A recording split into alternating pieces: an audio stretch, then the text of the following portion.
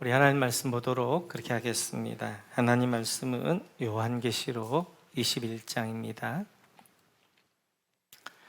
하나님 말씀 요한계시록 21장 22절에서 22장 5절까지 말씀 보도록 그렇게 하겠습니다. 21장 22절입니다. 같이 읽습니다. 성 안에서 내가 성전을 보지 못하였으니 이는 주 하나님 곧 전능하신 이와 및 어린 양이 그 성전이심이라. 그 성은 해나 달의 비춤이 쓸데없으니 이는 하나님의 영광이 비치고 어린 양이 그 등불이 되심이라. 만국이 그 빛 가운데로 다니고 땅의 왕들이 자기 영광을 가지고 그리로 들어가리라. 낮의 성문들을 도무지 닫지 아니하리니 거기에는 밤이 없음이라. 사람들이 만국의 영광과 존귀를 가지고 그리로 들어가겠고 무엇이든지 속된 것이나 가증한 일 또는 거짓말하는 자는 결코 그리로 들어가지 못하되 오직 어린 양의 생명책에 기록된 자들만 들어가리라. 또 그가 수정같이 맑은 생명수의 강을 내게 보이니 하나님과 및 어린 양의 보좌로부터 나와서 길 가운데로 흐르더라. 강 좌우에 생명나무가 있어 12가지 열매를 맺되 달마다 그 열매를 맺고 그 나무 잎사귀들은 만국을 치료하기 위하여 있더라.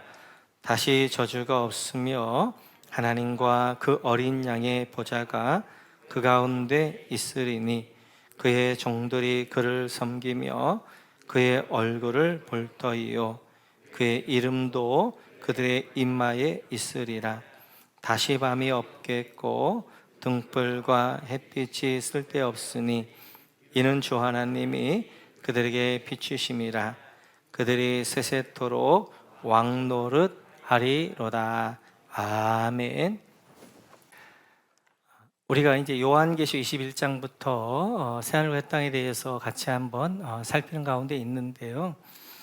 새하늘과 땅을 이 땅의 말로 표현하기는 너무 어렵습니다. 그래서 중요한 것은 여러분들이 자꾸만 새하늘과 땅을 그림으로 그리셔야 돼요. 그림으로 그리셔야 이것이 풍성하게 내 안에 오게 되어집니다. 그래서 계속해서 요한계시록에서는 새하늘의 땅을 그림으로 이렇게 보여주고 있거든요. 이제 그래서 하늘에서 거룩한 성 예루살렘이 내려오는데 이게 어린 양의 신부다. 어린 양의 신부는 교회잖아요, 성도잖아요. 그리고 보석으로 설명한단 말이에요. 그러니까 교회가 그리고 내가 하나님께 보석과 같은 존재구나. 그러니까 확 그 개념이 오잖아요. 얼마나 귀하고 소중한 것인가. 이렇듯이 이제 요한계시록은 특별히 새하늘과 땅에 대한 그림으로 이렇게 그리셔야 됩니다. 계속해서 이제 오늘 22절부터는 요한계시록에 대해서 설명하고 있는데 막연하게 설명하는 것이 아니라 이 땅에 있는 걸로 비교하면서 그림을 그리게 했어요. 21장 21절부터 27절까지는 이제 예루살렘을 비교하면서 새하늘과 땅을 그리게 하고 22장 1절부터 5절까지는 에덴 동산을 비교하면서 새하늘과 땅을 그리게 한단 말이에요. 오늘 이 그림이 우리 가운데 이제 새하늘과 땅에 대한 그림이 그려져야 그 풍성함과 근혜 가운데 나갈 수 있습니다. 요한에게도 하나님이 환상을 보여줬잖아요. 그걸 글로 써서 설명하는 건데 우리는 다시 그 글을 어떻게 그림으로 그리면서 이제 새하늘과 땅을 바라봐야 됩니다.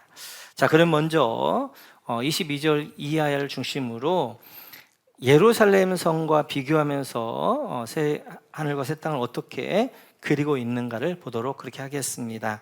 우리 22절 같이 한번 읽어볼까요? 22절은 같이 읽습니다.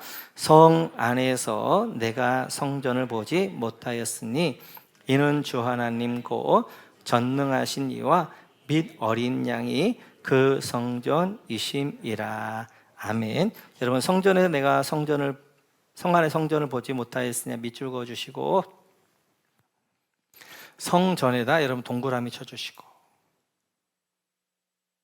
새로운 땅을 봤는데, 거룩한 성 새 예루살렘을 봤는데 거기에는 성전이 없다는 거예요. 예루살렘 성이 거룩한 성이 되는 이유 중에 하나는 그 예루살렘 성이 가장 중요한 것이 성전이 있기 때문입니다. 그런데 새 예루살렘인 새로운 땅에는 성전이 없다는 거예요. 성전이 있다는 건, 성전이 왜 존재하는 거예요? 성전은 하나님이 이 땅에 임재하실 장소잖아요. 그래서 성전을 만들고 그 성전 지성소를 만들게 되어 지성소 안에 법궤를 갖다 놓고 법궤 위가 시은 좌여서 하나님의 보좌를 만들어 놓죠. 하나님 여기에 임재하신다, 그런 의미가 되어지죠. 그러나 아담과 범죄하기 이전까지는 하나님이 이렇게 하셨습니다. 같이 한번 볼까요? 창세기 하시죠. 시작. 그 남자와 그 아내는 날이 저물고 바람이 서늘할 때 주 하나님이 동산을 거니시는 소리를 들었다. 남자와 그 아내는 주 하나님의 낯을 피하여 동산 나무 사이에 숨었다. 에덴 동산에는 성전이 필요 없어요. 왜냐하면 하나님이 늘 임재하셔서 아담과 하와를 만나셨습니다. 그러니까 하나님이 임하셔야 될 곳이 필요가 없는 거예요. 에덴 동산 자체가 성전이 되어지는 거예요. 그런데 아담과 하와가 범죄한 이후에 죄인된 인간은 하나님을 직접 만날 수가 없는 거예요. 죄인이 하나님을 만나게 되어지면 죄인은 불타 죽게 되어져요. 그래서 하나님이 대리자를 세우십니다. 그 대리자가 대제사장이고요. 그리고 하나님 임재하는 곳을 만들라 말씀하셔요. 그것이 바로 성전이 되어지고요. 그래서 대제사장이 매일이 아니라 1년에 한 번, 대속죄일에 7월 10일에 지성소에 한 번들 하나님을 만나게 되어지는 거예요. 그런데 새하늘 새 땅을 보니까 예루살렘과 결정적으로 다른 게 뭐냐면 새하늘 새 땅에는 성전이 없다는 거예요. 왜냐하면 오늘 22절 뒤를 보게 되어지면 전능하신 이와 및 어린 양이 성전이 되십니다. 이제는 하나님이 성전이셔서 그 새하늘을 보니까, 새하늘 새 땅을 보니까 하나님의 영광 가운데 임재하시고 충만함 가운데 있는 거예요. 하나님이 어디든지 계시니까 성전을 지어서 하나님이 여기만 계십시오 할 것이 아니라 예루살렘 이제 새하늘 땅에는 어디든지 하나님이 계시는 거예요. 그래서 이제 하늘과 땅에는 성전이 없다라고 말하게 되죠. 요한계시록은 특별히 성경에서는 자꾸만 천국을 장소로 설명하지 않으려고 그래요. 왜냐하면 장소는 어떤 환경을 설명하게 되어지면 자꾸 우리가 우리 안에 제한을 하기 때문에 그래요. 이제 우리가 봤던 것처럼 보석이나 황금집도 새하늘과 땅이 황금집이 되어야 돼, 이런 이야기가 아니잖아요. 그 안에 있는 거룩한 성 예루살렘, 그 안에 살아야 되는 거린 양 신부가 보석과 같은 존재라는 것들을 설명하는 것이죠. 그래서 성경은 어디가 천국이냐? 하나님이 함께하는 곳이 천국이라는 거예요. 그러니까 우리는 잠깐만 천국을 죽어서만 가는 천국이 아니라 이 땅 가운데 천국을 누리셔야 되는 거예요. 하나님 함께하는 곳이 천국이고 하나님 안 계시는 곳이 지옥이 되어지고, 이 땅 가운데 물론 완전하게 천국을 누릴 수는 없지만 그러나 하나님 임재 가운데 있으면서 순간순간 천국의 기쁨과 천국의 은혜를 누리게 되어지는 거예요. 마찬가지입니다. 그래서 하나님이 함께하는 곳, 이곳이 바로 천국인 줄 믿습니다. 그래서 여러분의 가정을 천국 만들어야 되고요, 여러분의 삶을 천국 만드셔야 돼요. 왜요? 거기 하나님 임재하면 가정이 하나님 임재하게 되어지고 내 삶 가운데 하나님이 늘 나와 동행하고 임재하시면 그곳이 천국이 되기 때문에 그렇습니다. 계속해서 새하늘 땅을 이렇게 설명합니다. 우리 한번 23절 같이 한번 읽어볼까요? 23절 시작. 그 성은 해나 달의 비침이 쓸데없으니 이는 하나님의 영광이 비치고 어린 양이 그 등불이 되심이라. 네, 여기서 그 성은 해나 달의 비침이 쓸데없으니 밑줄 그어주시고, 비침에다 여러분 동그라미 쳐주시고, 새하늘 땅을 보니까 해나 달이 없다는 거예요. 그런데 예루살렘은 해나 달이 필요해요. 왜냐하면 어둠이 있기 때문에 그래요. 빛은 어둠을 몰아내고 밝게 하기 위해서 빛이 필요한 거예요. 예루살렘에는 어둠이 있기 때문에 해를 통하여서 어떻게 하면 어둠을 몰아내게 돼요, 낮에. 밤엔 달을 통하여서 밤에 어둠을 몰아낸단 말이에요. 다른 말로 새하늘 땅에는 해와 달이 없다, 빛이 없다는 것은 거기에는 어둠이 없다는 거예요. 어둠이 없다. 그래서 계속해서 이제 25절에 보면 이렇게 설명하고 있습니다. 같이 한번 읽어볼까요? 낮의 성문들을 도무지 닫지 아니하리니 거기에는 밤이 없습니다. 밑줄 그어, 거기에는 밤이 없습니다. 밑줄 그어주시고 밤에 동그라미 쳐주시고. 새하늘과 땅의 특징은 밤이 없는 거예요. 어둠이 없는 거예요. 그러니까 뭐가 필요하냐면 빛이 필요 없는 거예요. 어둠이라는 것들은 상징이 뭐예요? 아픔, 고통, 눈물, 근심, 염려, 죽음, 이런 게 없다는 거예요. 이 땅에는 고통과 아픔과 눈물과 근심과 염려와 그리고 죽음이 있게 되어져요. 깊은 어둠의 밤을 지나게 되어져요. 특별히 지금 이 성경을 받고 있는, 말씀을 받고 있는 초대교회 성도들은 밤마다 그렇게 깊은 어둠의 밤일 수가 없을 거예요. 언제 로마 병정들이 닥쳐와서 자기들을 잡아갈지 모르는 깊은 어둠의 밤 가운데 있는 그들에게 너희를 위하여 예비하신 저 하늘나라에는 어둠이 없다. 그들에게 그 하늘나라에는 고통도 없고 아픔도 없고 눈물도 없고 염려도 없고 근심도 없고 죽음도 없는 영원한 은혜의 나라다라고 그들에게 설명하고 있는 것입니다. 우리도 마찬가지예요. 때때로 깊은 어둠의 밤을 지날 때가 있습니다. 그래서 잠 못 이루고 그 어둠에 짓눌려서 그 고통, 아픔과 염려와 근심에 매여 있을 때가 있어요. 그러나 우리가 가야 될 저 하늘나라는 새하늘의 땅은 어둠이 없고 밤이 없는 것이에요. 뿐만 아니라 계속해서 오늘 이제 해와 달이 없다는 것은 다른 말로 하면 시간이 없다는 거예요. 우리는 해와 달과 지구와 공전과 자전을 통하여서 시간이 만들어지면서 하루, 한 달, 1년이 만들어진단 말이에요. 그러나 하늘나라에는, 새하늘 땅에는 해와 달이 없다는 것은 시간이 없다는 거예요. 그 말은 다른 말로 하면 시간의 제약이 없다는 말이에요. 그래서 하늘나라는 영원이 순간이고 순간이 영원입니다. 그래서 베드로 사도는 이렇게 표현하고 있어요. 같이 한번 읽어볼까요? 같이 읽죠. 사랑하는 여러분, 이 한 가지만은 잊지 마십시오. 주님께는 하루가 천년 같고 천년이 하루 같습니다. 우리 하나님에게는 하루가 천년 같고 천년이 하루 같다. 천년이라는 건 물리적 시간 천년이 아니라 그 당시 천년이라는 건 영혼을 이야기하는 거예요. 하루가 영원이고 영원이 하루다. 하나님에게는 순간이 영원이고 영원이 순간인 거예요. 이 말은 하늘나라에 우리가 새하늘 땅에 들어가는 순간 하나님의 영광과 기쁨 가운데 들어가는데 그 영원한 기쁨과 영광이 영원하다는 거예요. 그러나 이 땅은 아무리 기뻐도 하루 이틀이에요. 시간이 지나면서 그 기쁨이 사라진단 말이에요. 그러나 하늘나라는 해와 달이 시간이 없기 때문에, 시간이 제약이 없기 때문에 순간 영원이기 때문에 한번 하늘나라 딱 들어가는 영광 가운데 들어가게 되어지면 그 영광이 영원하다. 근데 무서운 것은 지옥도 마찬가지예요. 지옥도 시간과 제약이 없는 거예요.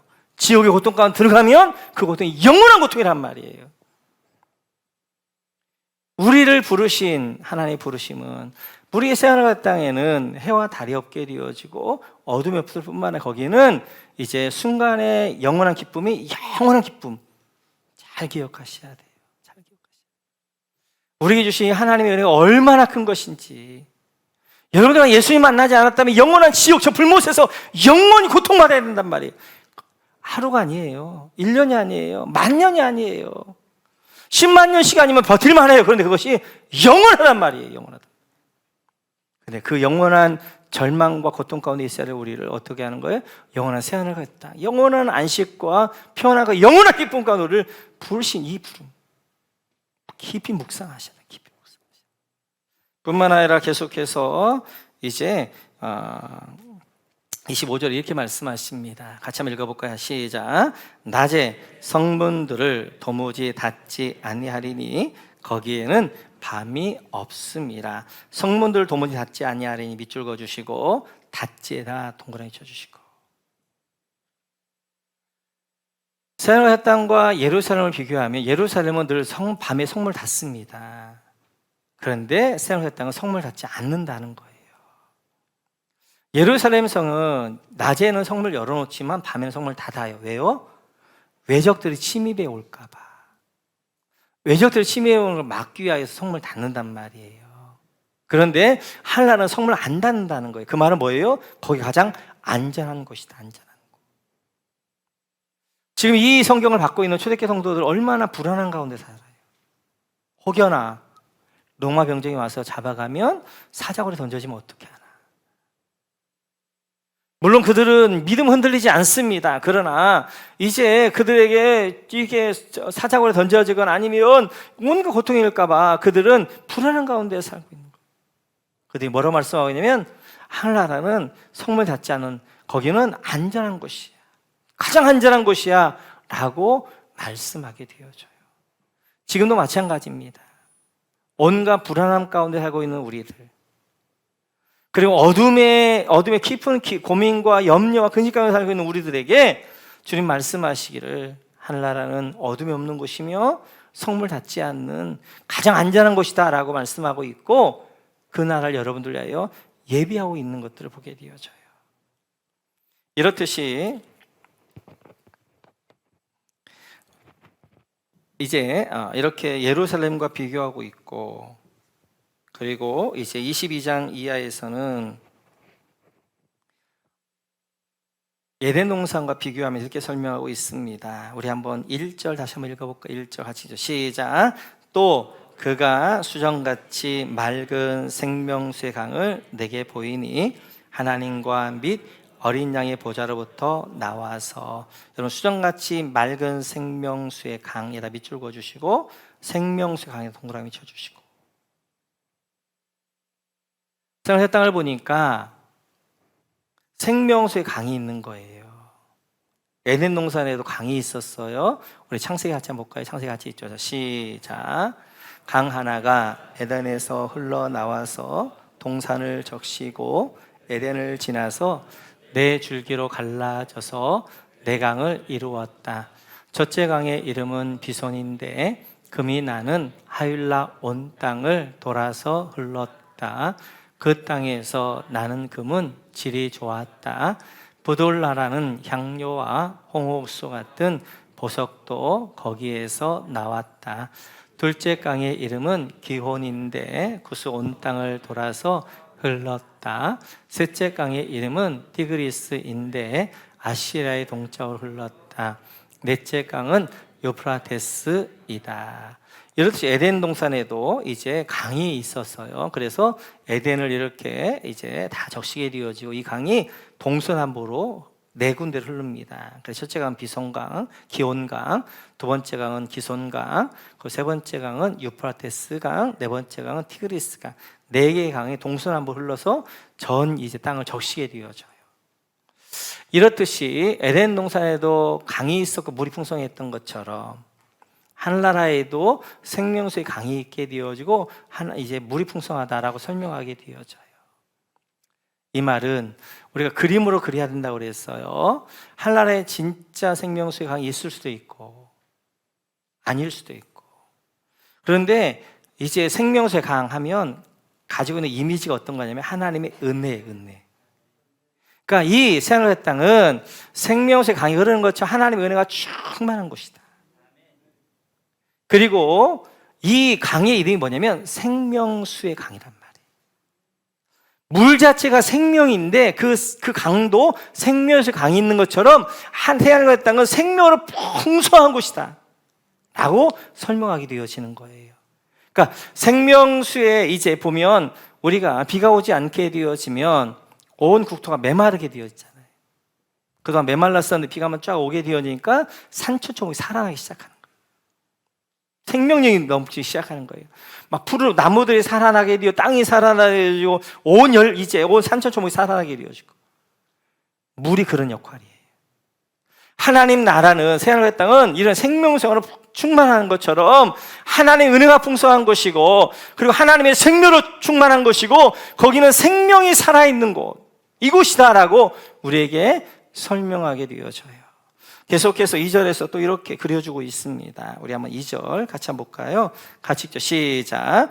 길 가운데로 흐르더라. 강 좌우에 생명나무가 있어 12가지 열매를 맺되 달마다 그 열매를 맺고 그 나무 잎사귀들은 만국을 치료하기 위하여 있더라. 여러분, 강 좌우에 생명나무가 있어 여기다 밑줄 그어주시고 생명나무에 동그라미 쳐주시고 이렇게 새하늘의 땅을 보는데 생명수의 강이 흐르게 되어지고 그 강 좌우로 생명나무가 있는 거예요. 에덴 동산에도 두 나무가 있었죠. 우리 한번 창세기 보겠습니다. 같이 읽죠. 시작. 주 하나님은 보기에 아름답고 먹기에 좋은 열매를 맺는 온갖 나무를 땅에서 자라게 하시고 동산 한가운데는 생명나무와 선과 악을 알게 하는 나무를 자라게 하셨다. 에덴 동산에 하나님이 여러 나무들을 이제 이렇게 두셨습니다. 그 가운데 동산 중앙에 생명나무하고 선악을 알게 하는 선악과 나무를 두 개를 두셨다는 거예요. 새하늘과 새 땅과 에덴 동산의 차이는 뭐예요? 새하늘과 새 땅에는 선악과가 없고 그리고 에덴 동산에 선악과가 있고 선악과가 있다는 말은 뭐예요? 죄 지을 가능성이 있고 그러면 새하늘과 새 땅에는 죄 지을 가능성이 없다는 거예요. 선악과가 없기 때문에. 그래서 이제 아담과 하와가 선악과를 먹고 범죄한 이후에 에덴에 쫓겨났잖아요. 저주가 임했잖아요. 그래서 여러분들 이제 3절에 보게 되어지면 이렇게 되어 있어요. 다시 저주가 없으며 새하늘과 새 땅에는 선악과가 없어요. 죄 지을 가능성이 없어요. 그러니까 어떻게 하는 거예요? 저주가 없고 거기에는 쫓겨날 일이 없다는 거예요. 그러니까 새하늘과 새 땅에 한번 들어가게 되어지면 거기서 생명나무가 있기 때문에 그 생명나무를 먹고 풍성한 하늘의 생명 가운데 하늘 뿐이지 거기서 다시 죄를 지어서 쫓겨나고 이런 것이 없이 영원히 하나님의 생명 가운데 거하는 것이다 라고 말씀하게 되어져요.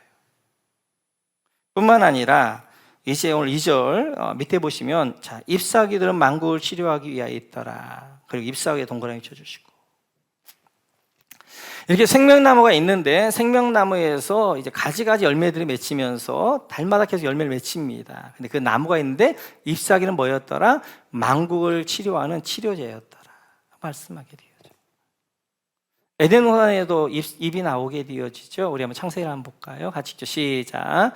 그러자 두 사람이 눈이 밝아져서 자기들이 벗은 몸인 것을 알고 무화과 나무 잎으로 치마를 엮어서 몸을 가렸다.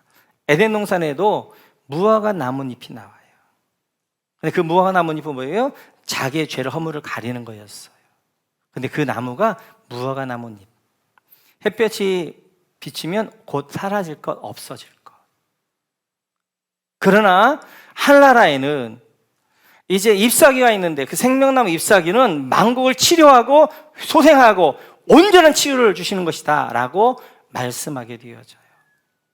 이 땅을 살아가면서 예수 믿는 우리에게는 예수의 흔적들을 많이 가지고 살아갑니다. 예수님을 믿음으로 인하여서 우리가 받는 상처가 있고 아픔들이 있어요. 그 예수의 흔적, 그 아픔과 상처들을 어떻게 하는 거예요? 하늘나라에서는 다 치료해 줄 것이다 라고 말씀하게 되어져요. 이 땅에서 우리 많은 상처와 아픔들을 가지고 살아가지만 사실 그 상처 아픔들이 온전히 치유되어지지 않습니다. 많은 경우 그 아픔과 상처들을 안고 살아가야 될 때가 많아요.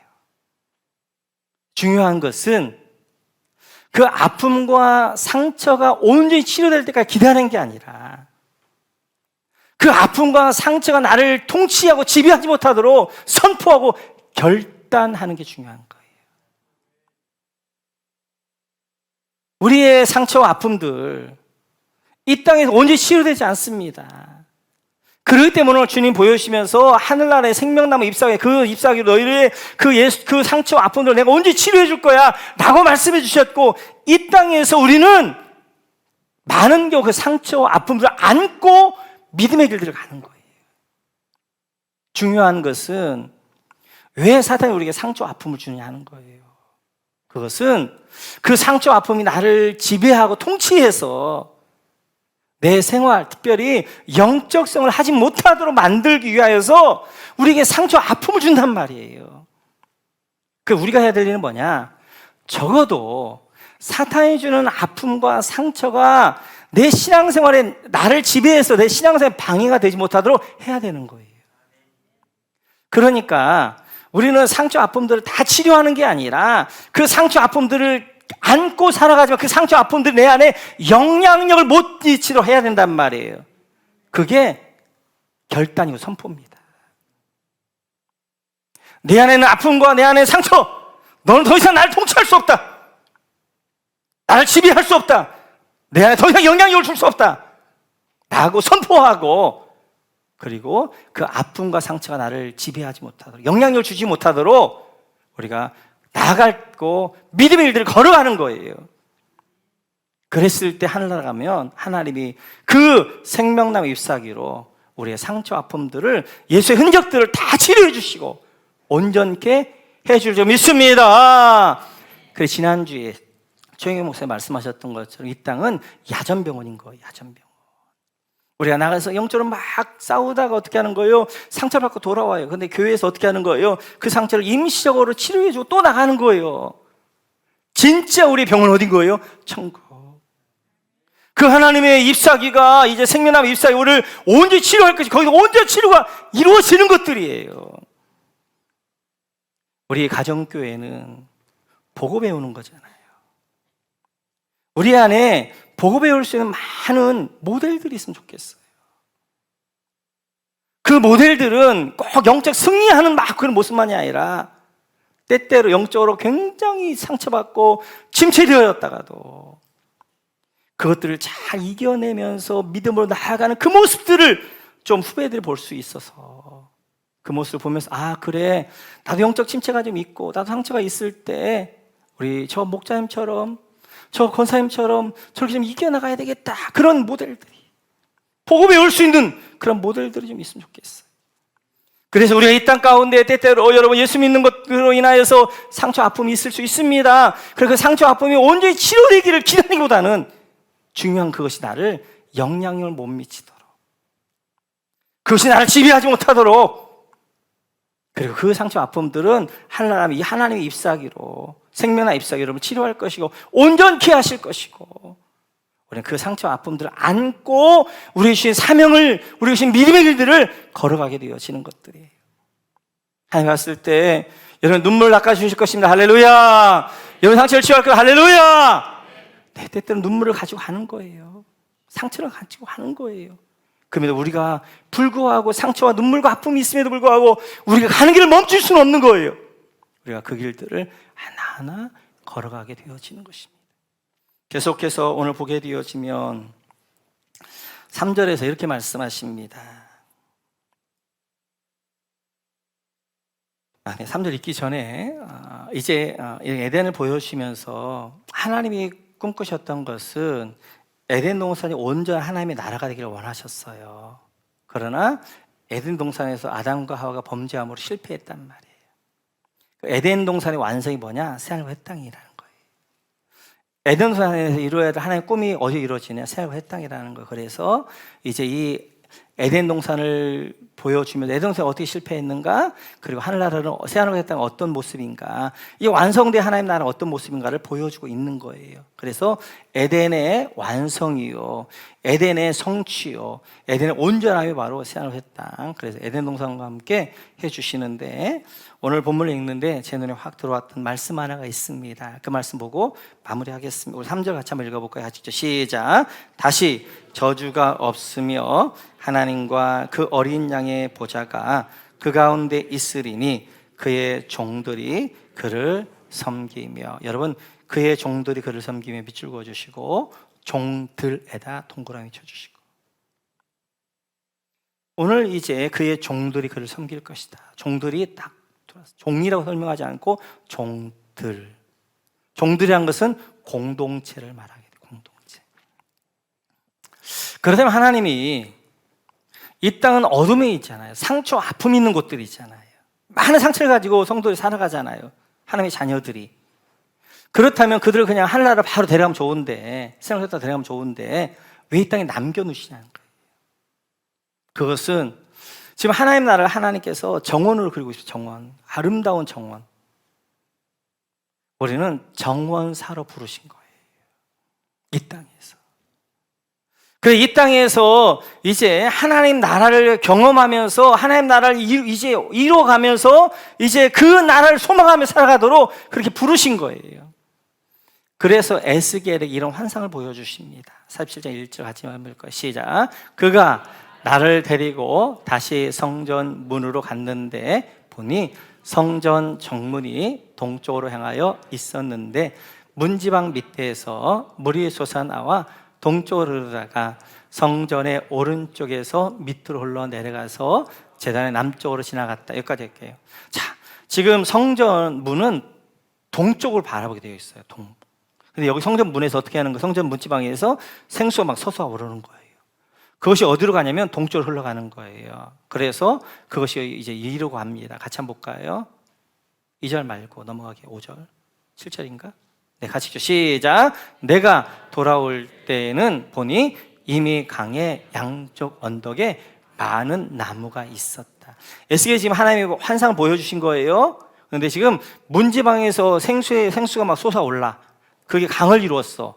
그래서 동쪽으로 흘러가요. 동쪽으로 흘러가는 걸 이렇게 쭉 에스겔을 보니까 그 동쪽에 이제 많은 나무들이 있어요.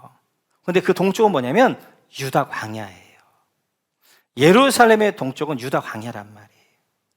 그러니까 지금 성전에서 물이 나와서 그것이 강을 이루었는데 그 강이 유다 광야를 지나는 거예요. 유다 광야라는 것이 여러분 가보시면 다 죽은 땅이에요. 거기가 살아나기 시작하는 거예요. 그래서 나무가 세워져요. 많은 나무가 유다 광야에 세워지게 되어지는 거예요. 뿐만 아니라 이 유다 광야를 지나서 여기 이 물이 이리로 갑니다. 같이 한번 읽어볼까요? 같이 시작. 이 강물이 흘러가는 모든 곳에서는 온갖 생물이 번성하며 살게 될 것이다. 이 물이 사해로 흘러 들어가면 그 물도 깨끗하게 고쳐질 것이므로 그곳에도 아주 많은 물고기가 살게 될 것이다. 강물이 흘러가는 곳이면 어디에서나 모든 것이 살 것이다. 이렇게 이제 성전에서 솟아오르는 강물이 강을 이루게 되어져요. 그리고 이제 동쪽으로 올라서 동쪽은 유다 광야가 있단 말이에요. 유다 광야에서 나무들이 번성하게 되어져요. 유다 광야를 지나면 어디냐면 사해입니다. 사해. 근데 이 물이 사해로 올라가요. 사해라는 것은 죽을사 바다에 죽은 바다란 말이에요. 그 모든 생물이 죽어있는 그곳에 어떻게 하는 거예요? 이 강물이 흘러가게 되어 거기가 살아나기 시작하는 거예요. 그래서 이 죽은 바다가 살아나게 되어 이 죽은 바다가 깨끗하게 고쳐지고 이 물들이 이제 그래서 많은 물고기들이 살면서 어떻게 하는 거예요? 수많은 생명들이 그곳에 살아나기 시작하는 거예요. 그러면서 12절에 보면 이렇게 말씀하게 되어져요. 같이 한번 읽어볼까요? 시작. 그 강가에는 이쪽이나 저쪽 언덕에 똑같이 온갖 종류의 먹을 과일나무가 자라고 그 모든 잎도 시들지 않고 그 열매도 끊이지 않을 것이다. 나무들은 달마다 새로운 열매를 맺을 것인데 그것은 그 강물이 성소에서부터 흘러나오기 때문이다. 그 과일은 사람들이 먹고 그 잎은 약재료로 쓸 것이다. 아멘.